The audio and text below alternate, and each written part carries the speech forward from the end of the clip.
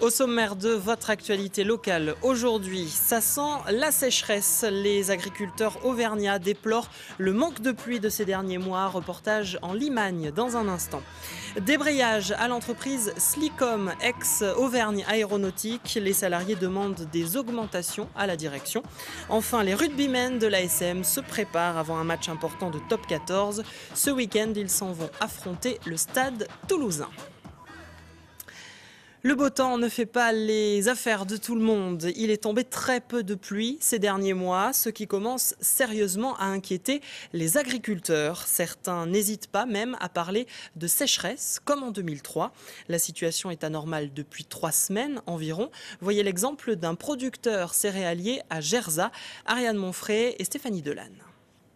En Limagne, la terre asséchée s'est fissurée depuis quelques jours. Donc là, ça arrive aux 2/3 de la hauteur de la main, quoi. Rémi Rivaton observe son champ de blé avec inquiétude.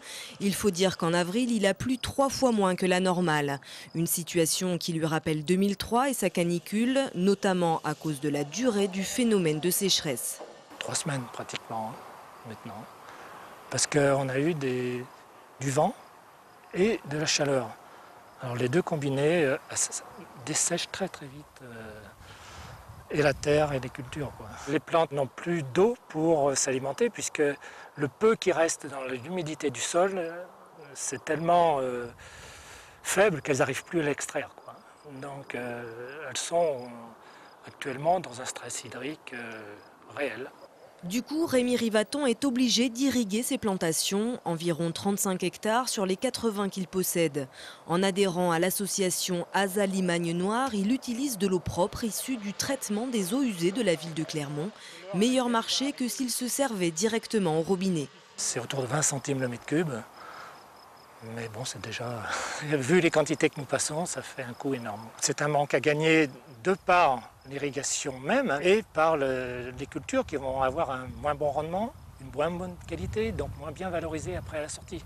Avec un arrosage programmé à 22 litres par mètre carré, les quantités d'eau englouties sont énormes sur cette exploitation. Seule une averse procurant 10 mm d'eau pourrait endiguer ce début de sécheresse. Les salaires à l'origine d'un mouvement social chez Slicom, ex-Auvergne Aéronautique. De nombreux employés de l'entreprise à Cournon et à Aulnat ont procédé à des débrayages à la mi-journée. Ils réclament des augmentations de salaire. Leur société a été reprise il y a 1 an tout juste par Slicom et les personnels estiment que la direction n'a pas tenu ses promesses en matière de salaire. Écoutez l'un des représentants syndicaux.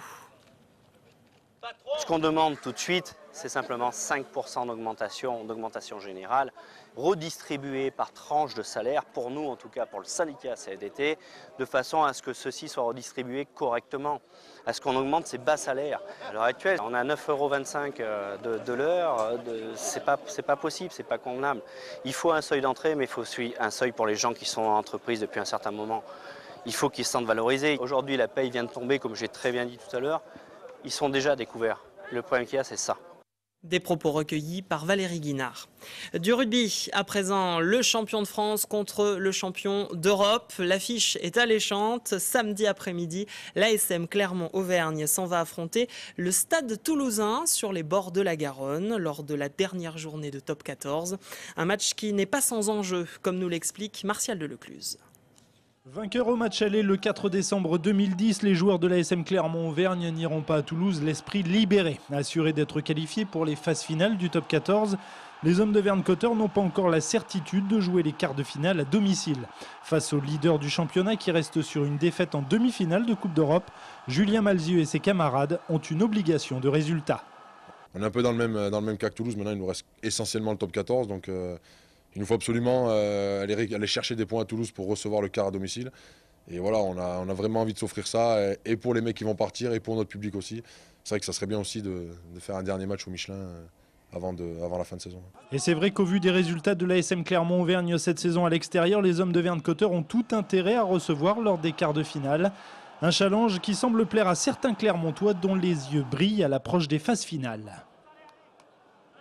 Voilà, on joue au rugby pour vivre des moments comme ça et de se déplacer au Stade toulousain devant 40 000 personnes, qui est la référence du rugby aussi. Donc on n'a qu'une envie, c'est d'aller jouer ce genre de rencontres et de les gagner. Maintenant, on sait que ça va être très difficile.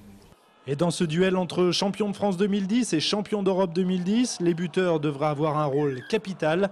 Au match aller, on se souvient que Morgan Parra, très en forme, avait inscrit 22 des 35 points de l'ASM Clermont-Auvergne.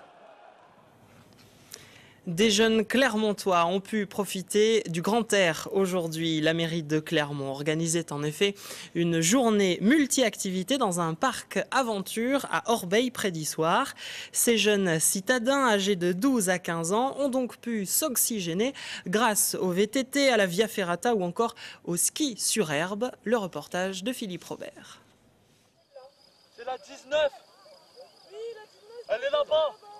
La course d'orientation en pleine nature, ce n'est pas ce que Denise préfère, tout comme Fatoumata, deux jeunes qui habitent les quartiers clermontois de la Fontaine-du-Bac et de Saint-Jacques. Je suis plus habitué à l'univers urbain qu'à l'univers campagne, c'est logique. Enfin, j'ai grandi là-bas, j'ai grandi à la Fontaine-du-Bac. C'est un trou perdu la campagne, franchement. Il n'y a personne qui y vit. Tu vois, vous voyez une maison là, vous voyez une maison, il n'y a rien. Insensibles au chant des oiseaux, certaines jeunes filles ont même du mal à se passer de leur portable, tout au moins en début de journée. Il y en a, ils mettent de la musique, parce que ça les dépayse trop. Regardez, c'est vrai, mais c'est nul, regardez, il n'y a rien à faire ici. Mais peu à peu, le charme de la nature et surtout les activités de l'après-midi vont modifier le comportement de ces jeunes urbains, comme ici le pont de Singe ou la Via Ferrata. L'escalade, c'est beau, par contre c'est dangereux, mais j'ai bien aimé cette... Il y a un truc là. Ce mur, ce rocher d'escalade. Fatoumata, en revanche, n'apprécie guère. Je voulais faire du cheval, moi. C'est mieux le cheval que d'escalade. On va faire quoi l'escalade? À part se faire mal de partout là. À la deuxième tentative, cependant, elle passe le pont de Singe en maîtrisant sa peur. D'autres, en revanche, n'ont aucune appréhension pour se lancer sur la tyrolienne. Il y a le vent, la sensation. Au début, on a peur, et après, à la fin, on se dit qu'on n'a pas peur. Une journée qui permet de découvrir des activités inédites comme le Mikado géant ou le ski sur herbe. La technique, c'est que tout le monde lève la même pied en même temps et on avance tous en même temps. Des moments de rire partagés, de convivialité et de passion, comme pour Fatoumata qui enfin, pour la première fois, va monter sur un cheval. Ça peut me donner envie de faire du cheval dans un club. Et si ma mère elle me regarde, je voudrais qu'elle sache que je vais faire du cheval.